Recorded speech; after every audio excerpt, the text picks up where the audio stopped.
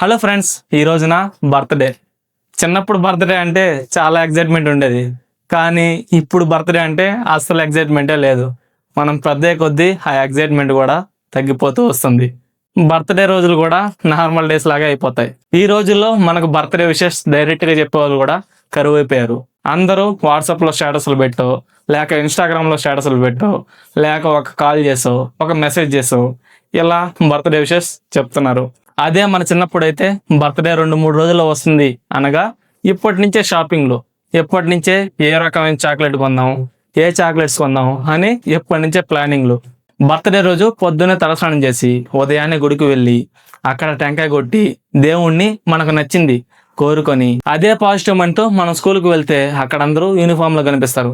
మనం మాత్రమే civil dress వేసుకొని పోజెస్ కొడుతూ ఉంటాం. అక్కడ అందరూ మనం చూడగానే అరే ఈరోజు నీ బర్త్డేనా అని మనకు విషెస్ చెప్తూ ఉంటారు. అబ్బా, ఆ ఫీలింగే చాలా ఎగ్జైట్మెంట్ గా ఉంటుంది. మన బర్త్డేకి స్కూల్లో చాక్లెట్లు పంచడానికి తప్పకుండా మనకు ఒక ఫ్రెండ్ గడు అయితే పక్కనే ఉంటాడు. వాడు మన అసిస్టెంట్ లాగా ఆ రోజంతా వర్క్ చేస్తూ ఉంటాడు. మనకి ఇష్టమైన వాళ్ళకి ఆ రోజు ఎక్స్ట్రా చాక్లెట్స్ ఇస్తాంలేండి, అత్తల సంగతి. లవ్ చేసే ఫేస్ చూడు సన్నాసి. ఆ రోజంతా మనం ఎవరిని ఏమన్నా తిరిగి ఎవరు మనల్ని ఒక్క మాట కూడా అనరు.